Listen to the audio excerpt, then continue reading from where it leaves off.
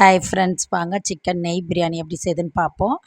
நான் லீவுனால பிள்ளைங்களுக்கு ஒன்று ஒன்று செஞ்சு கொடுத்துட்டுருக்கேன். அதுக்கு தேவையான பொருள் வாங்க பார்ப்போம்.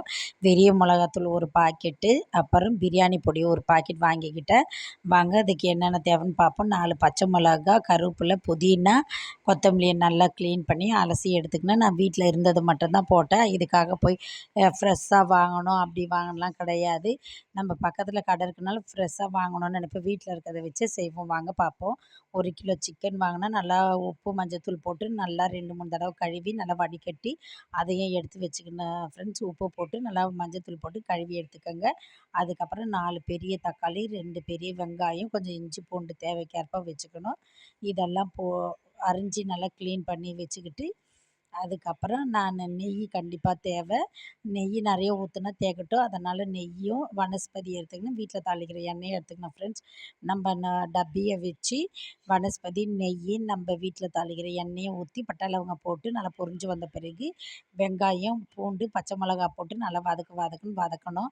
வெங்காயம் கருகக்கூடாது. நல்லா வதக்கும் தக்காளி, புதினா இதெல்லாம் போட்டு நல்லா கிளறிக்கணும். ஒரே ஒரு சிட்டிகை எலுமிச்சம்பழம் கொஞ்சம் ஊற்றிக்கணும் ஃப்ரெண்ட்ஸ். அப்போ தான் சாப்பாடு கொஞ்சம் உதிரியாக இருக்கும், இல்லைனா குழஞ்சிடும். நல்லா நம்ம கறியும் நல்லா அலசி வச்சுருக்கோம் பார்த்திங்களா, அதையும் போட்டு இந்த மசாலா ஒரு அரை பாக்கெட்டு பிரியாணி பொடி, அரை பாக்கெட்டு பெரிய மிளகாத்தூள் போட்டால் போதும் ஃப்ரெண்ட்ஸ். நிறைய போட வேணாம், ஏன்னா இந்த வெயிலுக்கு காரம் அதிகமாக இருக்கும், அதனால் குறையா போடுங்க.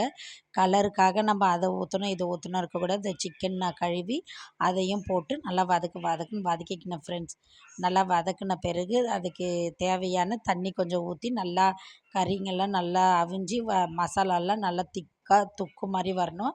அதுக்கப்புறம் நான் வீட்டில் இருந்த சாப்பாட்டு அரிசியை தான் நான் வடித்து அதையும் எடுத்து ஆற வச்சு தனியாக வச்சுக்கணும் ஃப்ரெண்ட்ஸ். என் பசங்க பாசுமதி ரைஸ் வேணாம் இதே போதும்னாங்க. அதுக்கப்புறம் நல்லா டம் பிடிக்கிற அளவுக்கு வச்சு மேலே தண்ணியை வச்சு நல்லா ரெடி பண்ணிக்கிட்டேன். சிக்கன் பிரியாணி நெய் சோறு ரெடி, நல்லா சூப்பராக இருந்தது.